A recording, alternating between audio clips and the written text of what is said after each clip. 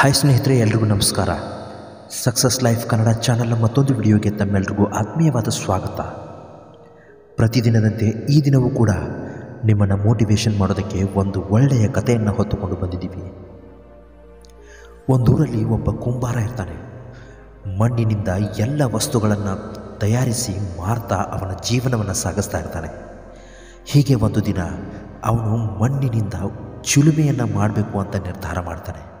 ಚಿಲುಮೆಯಿಂದ ಅನಾದಿ ಕಾಲದಿಂದಲೂ ಸಾಧು ಸಂತರು ಅದರಿಂದ ಹೊಗೆ ತೆಗೆದುಕೊಳ್ಳುವಂತಹ ಒಂದು ಉಪಕರಣವೇ ಚಿಲುಮೆ. ಅಂತಹ ಚಿಲುಮೆಯನ್ನು ಮಣ್ಣಿನಿಂದ ಮಾಡುವ ನಿರ್ಧಾರವನ್ನು ಕೈಗೊಳ್ತಾನೆ ಕುಂಬಾರ. ಅದೇ ರೀತಿ ಮಣ್ಣಿನಿಂದ ಚಿಲುಮೆಯನ್ನು ತಯಾರಿಸೋದಕ್ಕೆ ಶುರು ಮಾಡ್ತಾನೆ. ಅರ್ಧ ಚಿಲುಮೆಯ ರೆಡಿ ಮಾಡಿರ್ತಾನೆ. ಆಗ ಅದನ್ನು ನೋಡಿದ ಅವನ ಹೆಂಡತಿ ಅದನ್ನು ನಿಲ್ಲಿಸಿಬಿಡ್ತಾಳೆ. ತನ್ನ ಗಂಡನಿಗೆ ಅದನ್ನು ಮಾಡಬೇಡಿ ಅಂತ ಉಪದೇಶ ಮಾಡ್ತಾಳೆ. ಇದನ್ನ್ಯಾಕೆ ಮಾಡ್ತಾ ಇದ್ದೀರಾ? ಇದರ ಬದಲು ಮಣ್ಣಿನ ಮಡಿಕೆಗಳನ್ನು ಮಾಡಿ. ಯಾಕಂದರೆ ಇದು ಬೇಸಿಗೆ ಕಾಲ ಇರೋದರಿಂದ ಮಣ್ಣಿನ ಮಡಿಕೆಗಳ ಅವಶ್ಯಕತೆ ಜನರಿಗೆ ತುಂಬಾ ಇರುತ್ತೆ. ಹೀಗೆ ಒಂದು ವೇಳೆ ನೀವು ಮಣ್ಣಿನ ಮಡಿಕೆಗಳನ್ನು ಮಾಡಿದ್ದೇ ಆದಲ್ಲಿ ನಿಮ್ಮ ವ್ಯಾಪಾರವೂ ಚೆನ್ನಾಗಿ ವೃದ್ಧಿಯಾಗುತ್ತೆ, ನಾವು ಕೂಡ ಚೆನ್ನಾಗಿ ಜೀವನವನ್ನು ಸಾಗಿಸಬಹುದು ಅಂತ ಉಪದೇಶ ಮಾಡ್ತಾಳೆ.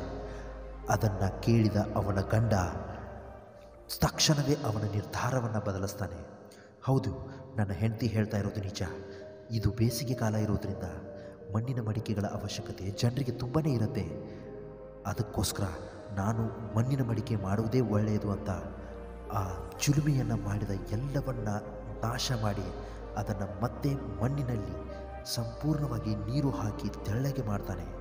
ತೆಳ್ಳಗೆ ಮಾಡಿದ ತಕ್ಷಣ ಅದೇ ಮಣ್ಣನ್ನು ಮಡಿಕೆಯ ರೂಪ ಕೊಡೋದಕ್ಕೆ ಶುರು ಮಾಡ್ತಾನೆ. ಆಗ ಆ ಮಡಿಕೆಯ ಒಳಗಿನಿಂದ ಒಂದು ಶಬ್ದ ಗೋಚರಿಸುತ್ತೆ. ಎಲ ಮಾನವ, ನೀನು ಮೊದಲು ನನ್ನನ್ನು ಚಿಲುಮೆ ಮಾಡಿದೆ, ಆದರೆ ಈಗ ಅದನ್ನು ಮತ್ತೆ ಸರ್ವನಾಶ ಮಾಡಿ ಈಗ ಮಣ್ಣಿನ ಮಡಿಕೆಯನ್ನು ಮಾಡ್ತಾ ಇದೆಯಾ? ಹೀಗ್ಯಾಕೆ ಮಾಡ್ತಾ ಇದೆಯಾ ಅಂತ ಕೇಳುತ್ತೆ. ಅದಕ್ಕೆ ಕುಂಬಾರನ ಉತ್ತರ ಹೇಗಿತ್ತು ಗೊತ್ತಾ? ಎಲ ಮಣ್ಣಿನ ಮಡಿಕೆ, ನೀನು ನನಗೆ ಪ್ರಶ್ನೆ ಕೇಳ್ತಾ ಇದೆಯಾ? ಅದಕ್ಕೆ ನಾನು ಉತ್ತರ ಕೊಡಲೇಬೇಕಲ್ವಾ? ನಾನು ಮಣ್ಣಿನ ಮಡಿಕೆ ಯಾಕೆ ಮಾಡ್ತಾ ಇದ್ದೀನಿ ಅಂದರೆ, ನನ್ನ ಹೆಂಡತಿ ನನಗೆ ಬೇಸಿಗೆ ಕಾಲ ಇದೆ, ಇದರಿಂದ ನಿನಗೆ ತುಂಬಾ ಒಳ್ಳೆಯದಾಗತ್ತೆ ಅಂತ ಉಪದೇಶ ಕೊಟ್ಟಳು. ಅದರಿಂದ ನನ್ನ ಮನಸ್ಸು ಬದಲಾಯಿಸಿದೆ. ನನ್ನ ಮನಸ್ಸು ಮಣ್ಣಿನ ಮಡಿಕೆ ಮಾಡುವಂಥ ಪ್ರೇರೇಪಣೆ ಕೊಡ್ತು. ಆದ್ದರಿಂದಲೇ ನಾನು ಮಣ್ಣಿನ ಮಡಿಕೆ ಮಾಡೋದಾಗಿ ನಿರ್ಧಾರ ಕೈಗೊಂಡೆ ಅಂತ ಹೇಳ್ತಾನೆ. ಅದಕ್ಕೆ ಆ ಮಣ್ಣಿನ ಮಡಿಕೆ ಉತ್ತರ ನೀಡುತ್ತೆ, ಹೌದು, ನೀನು ಮಾಡಿದ್ದು ಸರಿ. ನೀನು ಏನು ಕೈಗೊಂಡಿದ್ದೀಯ ನಿರ್ಧಾರ ಅದು ಸರಿಯಾಗೇ ಇತ್ತು. ಅದರಿಂದ ನನಗೂ ಕೂಡ ತುಂಬ ಒಳ್ಳೆಯದಾಯಿತು. ಅದು ಹೇಗೆ ಗೊತ್ತಾ? ನೀನು ಒಂದು ವೇಳೆ ನನ್ನನ್ನು ಮಣ್ಣಿನ ಚಿಲುಮೆ ಮಾಡ್ತಾಯಿದ್ರೆ ನಾನೂ ಸುಟ್ಟು ಕರಕಲಾಗ್ತಾಯಿದ್ದೆ, ಇನ್ನೊಬ್ಬರನ್ನು ಸುಟ್ಟು ಕರಕಲಾಗಿ ಮಾಡಿ ಅವರ ಜೀವನವನ್ನು ಹಾಳು ಮಾಡ್ತಾಯಿದ್ದೆ. ಆದರೆ ನಾನು ಈಗ ಮಣ್ಣಿನ ಮಡಿಕೆಯಾಗಿರೋದ್ರಿಂದ ನಾನೂ ತಂಪಾಗಿರಬಹುದು ಮತ್ತು ಇನ್ನೊಬ್ಬರನ್ನೂ ತಂಪಾಗಿಸಬಹುದು ಅಂತ ಹೇಳುತ್ತೆ. ಡಿಯರ್ ಫ್ರೆಂಡ್ಸ್, ಕತೆ ತುಂಬ ಚಿಕ್ಕದಾಗಿದ್ದರೂ ಅದರ ಉದ್ದೇಶ ತುಂಬಾ ದೊಡ್ಡದಾಗಿದೆ. ಅದರ ಅರ್ಥ ಬಹಳ ಜನರನ್ನು ಜೀವನ ಬದಲಾಯಿಸುತ್ತೆ. ಹೌದು ಸ್ನೇಹಿತರೆ, ನಮ್ಮ ವಿಚಾರಗಳು ಹೇಗೆ ಬದಲಾಗುತ್ತವೋ ನಾವು ಹಾಗೆ ಬದಲಾಗ್ತಾ ಇರ್ತೀವಿ.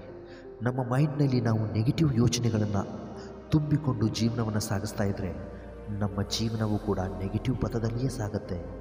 ಒಂದು ವೇಳೆ ನಾವು ನಮ್ಮ ಜೀವನದಲ್ಲಿ ಪಾಸಿಟಿವ್ ವಿಚಾರಗಳನ್ನು ಅಳವಡಿಸಿಕೊಂಡ್ರೆ ನಮ್ಮ ಜೀವನವೂ ಕೂಡ ಅದೇ ದಾರಿಯಲ್ಲಿ ಸಾಗ್ತಾ ಹೋಗುತ್ತೆ. ಇಂತಹ ಮತ್ತಷ್ಟು ಮೋಟಿವೇಶ್ನಲ್ ವಿಡಿಯೋಗಳಿಗೋಸ್ಕರ ನಮ್ಮ ಚಾನಲ್ನ ದಯವಿಟ್ಟು ಸಬ್ಸ್ಕ್ರೈಬ್ ಮಾಡ್ಕೊಳ್ಳಿ. ನಮಸ್ಕಾರ, ಎಲ್ರಿಗೂ ಒಳ್ಳೆಯದಾಗಲಿ.